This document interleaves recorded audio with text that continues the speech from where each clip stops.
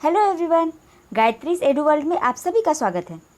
तो दोस्तों, पिछले लेक्चर में मैंने डिस्कस किया था जैन धर्म और बौद्ध धर्म के बारे में, और इसके पहले मैंने सिंधु घाटी सभ्यता, वैदिक सभ्यता, इनको भी डिस्कस कर लिया था। ठीक है, तो अब आएंगे हम लोग 600 ईसा पूर्व के बाद के समय की ओर, जिसमें आएगा महाजनपद काल। तो 600 ईसा पूर्व से लेके जो 400 ईसा पूर्व तक का समय था वो था महाजनपद काल। उस समय में ये 16 महाजनपद विकसित हुआ और 16 महाजनपदों का उत्थान हुआ। ठीक है, और उसमें एक जो है मगध महाजनपद, वो सबसे शक्तिशाली बनकर सामने आया। ठीक है, तो आज हम ये सब टॉपिक्स डिस्कस करेंगे। तो चलिए लेक्चर को शुरू करते हैं। तो इस टॉपिक में जो सबसे पहले हम डिस्कस करेंगे वो होगा महाजनपदों का उदय। ठीक है, उसके बाद मगध का उत्थान, हर्यक वंश। ठीक है, तो आज के लेक्चर में मैं ये 3 टॉपिक डिस्कस करूंगी, और उसके बाद शिशुनाग वंश, नंद वंश और जो विदेशी आक्रमण हुए थे, ये 3 टॉपिक मैं अगले लेक्चर में डिस्कस करूंगी, इसके पार्ट 2 में। ठीक है, तो चलिए शुरू करते हैं महाजनपदों के उदय के साथ। तो महाजनपदों का उदय, महाजनपदों का जो उदय हुआ था उसके पीछे कई कारण थे। ठीक है, उसके पीछे कई कारण थे। तो उसमें जो 6ठी शताब्दी ईसा पूर्व में भारत में टोटल 16 महाजनपद थे। ये बात हमें बौद्ध धर्म की पुस्तक अगुत्तर निकाय और जैन धर्म की पुस्तक भगवती सूत्र से पता चलती है। ठीक है, लेकिन क्या है कि भगवती सूत्र में जो नाम है वो अगुत्तर निकाय के नामों से बिल्कुल अलग हैं। कुछ कुछ नाम अलग हैं, कुछ कुछ नाम एक जैसे हैं और कुछ कुछ नाम अलग हैं। ठीक है, तो इस चीज़ को देखते हुए इतिहासकारों ने जब इस पर शोध किया तो उन्होंने अगुत्तर निकाय को ज़्यादा वैलिड माना। ठीक है, और अगुत्तर निकाय के नामों को ही हम लोग इतिहास में पढ़ते हैं, लेकिन 16 महाजनपदों के नाम दोनों ही पुस्तकों में मेंशन किए हुए हैं। ठीक है, अब आएंगे महाजनपदों के उदय के पीछे कारण क्या थे। तो कारण में जो सबसे बड़ा कारण था वो था लोहे का उपयोग। ठीक है, तो लोहा जो था वो उत्तर वैदिक काल में, उत्तर वैदिक काल के शुरुआत में ही या ऋग वैदिक काल के अंत में ही लोहे की खोज हुई थी। ठीक है, और लोहा जो है एक हार्ड मेटल है, तो इससे हथियार बने, औजार बने। ठीक है, तो युद्ध शुरू हुए, जंगलों को काटा गया, नए नए नगर बसाए गए। गंगा के क्षेत्र में जब जंगलों को काटा गया तो वहाँ से बहुत उपजाऊ भूमि निकली। ठीक है, तो इस उपजाऊ भूमि की वजह से कृषि में बहुत उन्नति हुई। वहाँ पे सरप्लस में कृषि होती थी, और जब सरप्लस में कृषि होगी तो व्यापार भी बहुत अधिक होगा। ठीक है, और कृषि और व्यापार जब उन्नत होंगी तो समृद्धि आएगी, समृद्धि आएगी तो आर्मी रखी जाएगी, लोहा है तो हथियार बनेंगे ही, और उसके बाद क्या होगा, लैंड के लिए युद्ध होंगे, क्योंकि कृषि जो है वो इम्पॉर्टेंट व्यवसाय है। कृषि इम्पॉर्टेंट व्यवसाय है तो क्या है कि लोग लैंड के लिए लड़ेंगे, यहाँ पे ज़मीन के लिए लड़ेंगे, क्योंकि ज़मीन होने से ही कृषि ज़्यादा होगी और वहाँ पे समृद्धि ज़्यादा होगी। ठीक है, तो इसलिए जनपदों में लड़ाई होती थी। जो वैदिक काल में जन होते थे, जन आपस में लड़ा करते थे, उसमें कुछ कुछ क्षेत्र बहुत विजयी होकर अपना क्षेत्र विस्तार करके महाजनपदों का निर्माण किए। ठीक है, तो महाजनपदों के उदय के पीछे ये 3 कारण थे, बहुत ही इंटरकनेक्टेड कारण है। लोहे का उपयोग, लोहे के कारण कृषि में उन्नति हुई, और कृषि के कारण व्यापार में उन्नति हुई, और व्यापार की वजह से आर्मी वगैरह, आर्मीज रखना हुआ। उसके बाद फिर ये हथियार वगैरह नए नए बनाए गए, तो जिसकी वजह से जो है नए नए प्रदेश जीते गए और महाजनपदों की स्थापना की गई। ठीक है, 16 महाजनपद अगुत्तर निकाय में मेंशन है और भगवती सूत्र में भी। तो आगे देखते हैं। महाजनपद जो थे, ये महाजनपद में 2 प्रकार की शासन प्रणाली चलती थी, मतलब 2 प्रकार के राज्य थे। क्या थे, पहले थे राजतंत्र, दूसरे थे गणतंत्र। राजतंत्र मतलब जहाँ एक राजा है और वो शासन की पूरी बागडोर को अपने हाथ में लिए हुए और वही चलाता है। ठीक है, और गणतंत्र का मतलब क्या है कि राजा है, लेकिन राजा जनता की इच्छा से है और जनता की इच्छा के लिए काम करता है। ठीक है, और जनता को अगर पसंद नहीं है तो वो राजा को हटा भी सकती है, तो ये एक तरह का गणतंत्र हुआ। तो जो राजतंत्र है, राजतंत्र में जो मुख्य प्रदेश थे, जहाँ पे जनपद थे, जहाँ पे राजतंत्र था, वो हैं अंग, मगध, काशी, कौशल, वत्स, चेदी, सुरसेन, मत्स्य, अवंती और गांधार। और गणतंत्र में कौन कौन है, वज्जी, मल्ल, कुरु, पांचाल, कंबोज, शाक्य गणराज्य, कपिलवस्तु जहाँ से गौतम बुद्ध थे जहाँ के। ठीक है, इसलिए उनको शाक्य मुनि कहा जाता है, कोलीय और मौर्य। ठीक है, तो ये सारे गणराज्य थे, ये सब गणराज्य थे। ठीक है, ये सारे गणराज्य थे, और ये जो है ये सब राजतंत्र थे। ठीक है, तो चलिए आगे बढ़ते हैं। यहाँ पे मैंने एक लिस्ट दी है, ये 16 महाजनपदों के नाम और उनकी राजधानी के नाम है। ठीक है, पूरे की पूरे आपको याद करने की बिल्कुल ज़रूरत नहीं है, लेकिन कुछ कुछ आप याद कर सकते हैं, क्योंकि एग्ज़ाम में मैच द फॉलोइंग करके आ सकता है, और ऐसे भी अगर याद रहेगा तो इम्पॉर्टेंट ही है। ठीक है, उसको याद रख लेना ही ठीक रहेगा। तो पहला है अंग। अंग जो है ये आपका बंगाल और पश्चिमी बंगाल का और कुछ बिहार का थोड़ा बहुत इलाका लेके अंग देश था। मगध, मगध जो है वो बिहार का इलाका है, पाटलिपुत्र, राजगिरी और गिरिब्रिज, मतलब आपका पटना और बिहार शरीफ का जो इलाका है वो, ठीक है। मल्ल जो है वो कुशावती, मल्ल की राजधानी थी। मल्ल देश के उस समय था, मल्ल राज्य में ही कुशीनगर में उनकी मृत्यु हुई थी। कुशीनगर उनकी राजधानी थी, उसे कुशावती भी कहा जाता था, ठीक है। काशी, काशी जो है वाराणसी, मल्ल देश के कुशीनगर में गौतम बुद्ध की मृत्यु हुई थी और कुशीनगर जो है वो मल्ल की राजधानी थी, उसे कुशावती भी कहा जाता है, ठीक है। काशी, काशी जो है अभी का बनारस है, वाराणसी है, ठीक है। अभी का जो वाराणसी है वो उस समय काशी था, वहाँ की राजधानी अब वाराणसी थी। गांधार, तक्षशिला और कंबोज, हाटक। ये गांधार और कंबोज जो है ये पाकिस्तान और अफगानिस्तान के इलाके में थे, ठीक है। गांधार और कंबोज पाकिस्तान और अफगानिस्तान के इलाके में थे और बाकी सब इधर ये भारत में थे। कौशल, कौशल की राजधानी श्रावस्ती, जहाँ पे गौतम बुद्ध ने अपने सबसे ज़्यादा उपदेश दिए थे। उसके बाद अश्मक, अश्मक की राजधानी पोटली, ठीक है। अश्मक एकमात्र ऐसा गणराज्य था जो कि दक्षिण भारत में था। दक्षिण भारत में कहाँ? दक्षिण भारत में नर्मदा और गोदावरी नदी के बीच में, ठीक है, अश्मक राज्य स्थापित था। उसके बाद आता है वज्जी। वज्जी जो है, वज्जी की राजधानी थी मिथिला, विदेह या वैशाली, ठीक है। तो वैशाली जो है, वैशाली को अजातशत्रु ने कैप्चर किया था, आगे के स्लाइड्स में हम देखेंगे, ठीक है। अवंती, अवंती की राजधानी थी उज्जैन या माहिष्मती, तो ये आपका था मालवा का इलाका, ठीक है। जो अभी का मालवा का इलाका है वो उस समय अवंती, अवंती अभी के मालवा के इलाके में बसा हुआ था। कुरु, इंद्रप्रस्थ, तो कुरु जो था वो हरियाणा और दिल्ली को मिलाकर कुरु होता था और कुरु की राजधानी थी इंद्रप्रस्थ, जो अभी का दिल्ली है, ठीक है। मत्स्य जो है ये राजस्थान के क्षेत्र हैं, अलवर, जोधपुर, जयपुर, इन इलाकों में मत्स्य देश बसा हुआ था और इसकी राजधानी थी विराटनगर। पांचाल, पश्चिमी यूपी, वेस्टर्न यूपी का इलाका था, उसकी राजधानी थी काम्पिल्य। वत्स, वत्स की राजधानी थी कौशाम्बी। चेदी की राजधानी थी शक्तिमती और सुरसेन की राजधानी थी मथुरा। अश्मक एकमात्र महाजनपद था जो दक्षिण भारत में अवस्थित था, जैसा कि मैंने पहले ही बताया, ठीक है। अब ये मैप हम देख लेते हैं। देखिए यहाँ पे जो है ये आपका हुआ अवंती, ये हुआ मत्स्य, ये हुआ कौशल और ये हुआ मगध। ये चार जो है ये सबसे पावरफुल महाजनपद थे, ठीक है। उसमें मगध जो है वो आगे चल के साम्राज्य स्थापित करने में सफल हुआ और ये सबसे पावरफुल कंट्री बनकर, सबसे पावरफुल महाजनपद बनकर सामने आया, ठीक है। ये रहा आपका गांधार और कंबोज, ठीक है। गांधार और कंबोज जो कि पाकिस्तान और अफगानिस्तान के इलाके में फैले हुए हैं और ये है अश्मक, एकमात्र महाजनपद जो कि दक्षिण भारत में है, नर्मदा और गोदावरी नदी के बीच में, ठीक है। अब देखेंगे मगध का उत्थान। तो जैसा मैंने बताया मगध जो था वो सभी महाजनपदों में सबसे पावरफुल बनकर सामने आया, ठीक है। तो चार मुख्य शक्तिशाली महाजनपद कौन से थे? मगध, कौशल, वत्स और अवंती, ठीक है। मगध, कौशल, वत्स और अवंती ये चार बहुत ही शक्तिशाली महाजनपद थे और अंततः क्या हुआ? मगध एकमात्र महाजनपद हुआ जिसने साम्राज्य स्थापित किया, ठीक है। मतलब उसने बाकी सबको जीत लिया। तो किस तरह से जीता था तो देखते हैं हम लोग। सबसे पहले देखेंगे मगध के उत्थान के कारण क्या थे, मगध इतना पावरफुल होकर क्यों सामने आया, तो इसके पीछे क्या रीज़न थे। पहला है इसकी भौगोलिक स्थिति। इसकी भौगोलिक स्थिति जो है वो है गंगा के मैदान में, ठीक है। तो जैसा मैंने पहले ही बताया गंगा का मैदान जो था वो बहुत ही फर्टाइल इलाका है, बहुत ज़्यादा उपज होती है वहाँ, कृषि की दृष्टि से बहुत ही उपजाऊ भूमि है वहाँ की, ठीक है। तो इतनी उपजाऊ भूमि होने की वजह से वहाँ पे जब लोहे के हथियारों से वहाँ पे वन वगैरह काटे गए और जब वहाँ पे कृषि शुरू हुई तो क्या हुआ, ये क्षेत्र जो है बहुत ही ज़्यादा कृषि में उन्नत हो गया, ठीक है, और काफ़ी समृद्ध हो गया। लोहे का अच्छा भंडार है यहाँ पे। तो मैंने बोला लोहा उस समय की सबसे क्रांतिकारी खोज थी। लोहे जो है, लोहा एक हार्ड धातु है, बहुत कठोर धातु है, जिसकी वजह से इससे हथियार वगैरह बहुत आसानी से, औजार वगैरह बनते हैं।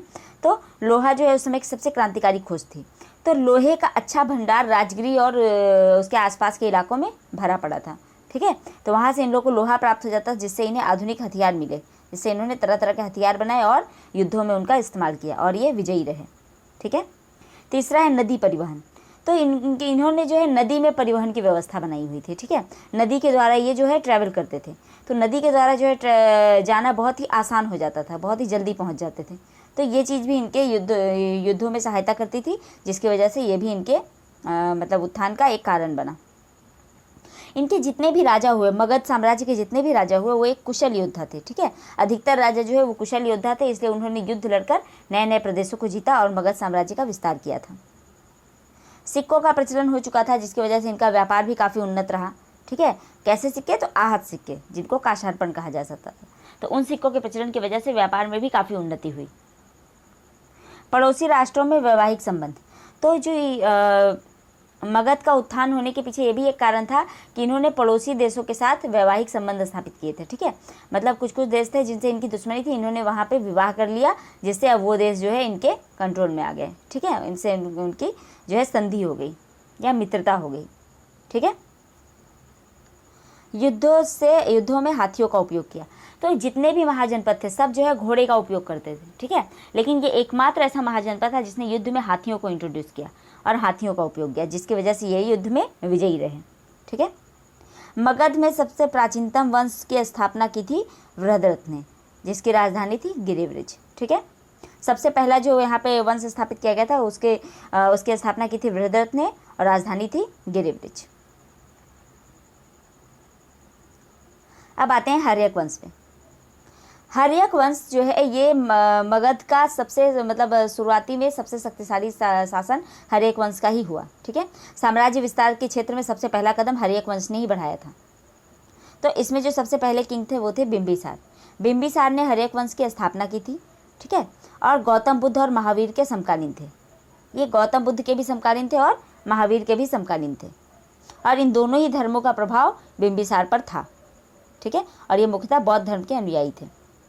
कौशल नरेश, प्रसन्नजीत की बहन महाकौशला, वैशाली की चेटक की पुत्री चेलना और मध्य देश की राजकुमारी क्षेमा से इन्होंने विवाह किया था, ठीक है। तो जैसे मैंने बताया कि ये लोग वैवाहिक संबंध स्थापित करके अपने साम्राज्य का विस्तार करते थे, ठीक है। तो इस तरह से उन्होंने क्या किया, कौशल नरेश की जो बहन थी उससे शादी कर ली, उससे विवाह कर लिया। वैशाली की नरेश की जो पुत्री थी उनसे विवाह कर लिया, और जो है मध्य देश की राजकुमारी थी उससे भी विवाह कर लिया। तो इन तीनों क्षेत्र पर इनका प्रभाव स्थापित हो गया। तो इस प्रकार वैवाहिक संबंधों से साम्राज्य विस्तार किया।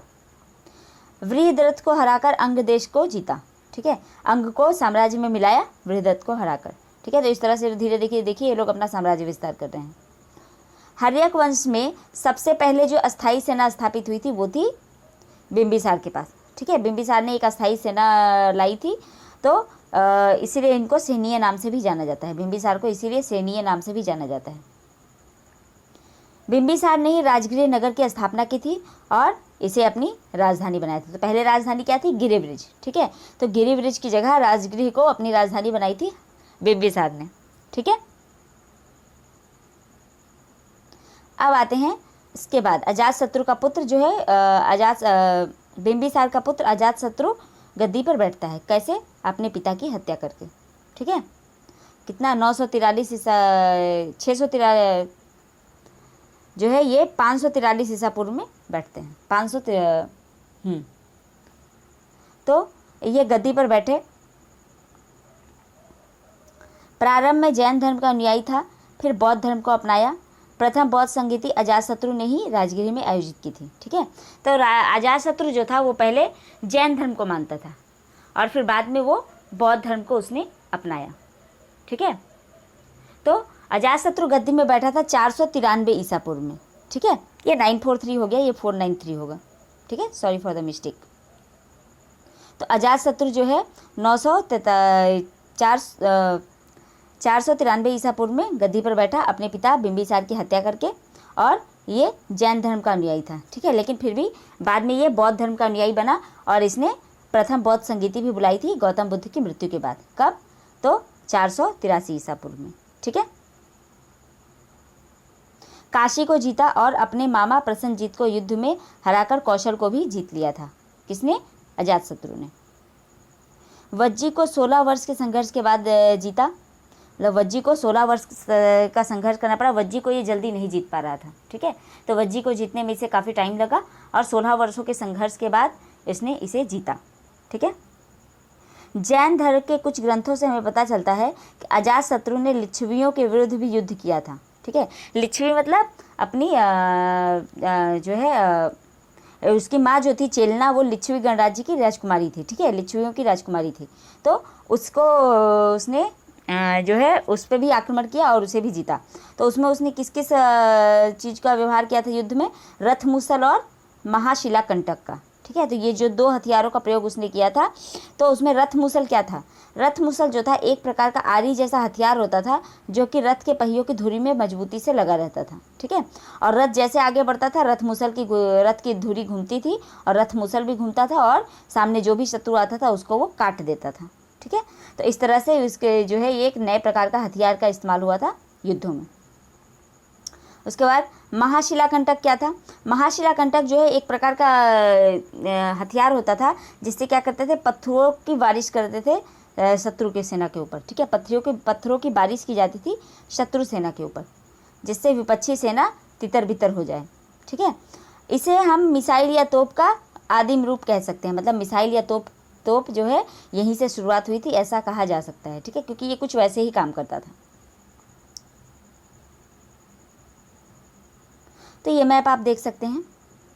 देखिए इस मैप में ये जो रेड है पहले सिर्फ इतना सा एरिया होता था मगध साम्राज्य का जब हर्यक वंश की स्थापना हुई थी। ठीक है, उसके बाद जो बिंबिसार और अजातशत्रु ने इस इलाके को इतना बढ़ाया हर्यक वंश के शासकों ने। ठीक है, और फिर उसके बाद शिशुनाग वंश आया तो उसने उसे यहाँ तक विस्तार कर दिया। तो ये जो मगध एम्पायर में सबसे पहले साम्राज्य स्थापित करने का काम किया था ये जो है हर्यक वंश ने ही शुरू किया था। ठीक है, अब आते हैं अजातशत्रु के बाद उदयन। ठीक है, तो उदयन ने क्या किया था? उदयन ने अजातशत्रु की हत्या कर दी थी और वो गद्दी में बैठ गया था। ठीक है, उदयन जो है अजातशत्रु की हत्या करके शासक बना और उदयन का एक ही काम बहुत इंपॉर्टेंट है जो कि एग्जाम में अक्सर पूछता है, वो है कि सोन और गंगा नदी के संगम पर उसने पाटलिपुत्र नगर की स्थापना की थी। ठीक है, और उसे मगध की राजधानी भी बनाया था। तो राजगिरी की स्थापना करके उसे राजधानी बनाया था बिंबिसार ने और पाटलिपुत्र की स्थापना करके उसे राजधानी बनाया था उदयन ने। ठीक है, उदयन जो था वो जैन धर्म का अनुयायी था, जैन धर्म का मानने वाला था। और उदयन के बाद अनिरुद्ध मुंडा और नागदश्क, ये भी अनिरुद्ध मुंडा और नागदश्क, ये 3 शासक हुए। ठीक है, लेकिन तीनों ही अयोग्य थे। तीनों में वो पावर नहीं थी जो कि उनके पूर्वजों में थी। ठीक है, तो ये तीनों ही शासक अयोग्य थे। जैसा कि मैंने बताया ये प्रजातंत्र था।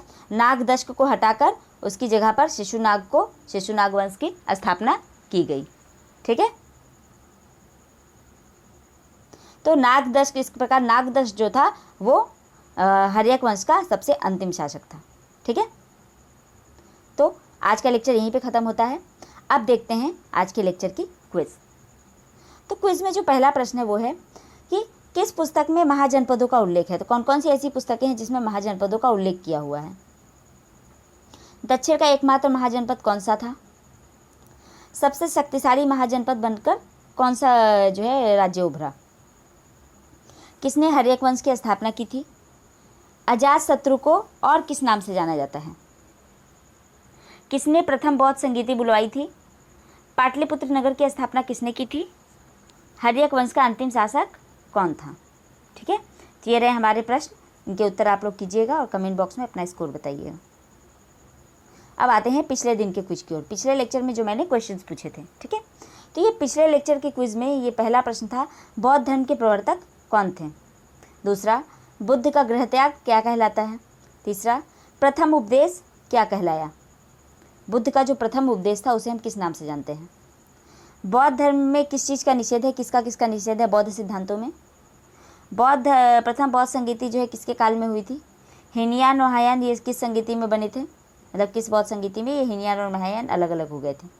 चतुर्थ बौद्ध संगीति के अध्यक्ष कौन थे? विनय पिटक किसने लिखी? चैत्य क्या होता है और विहार क्या होता है? तो आइए इनके आंसर्स देख लेते हैं।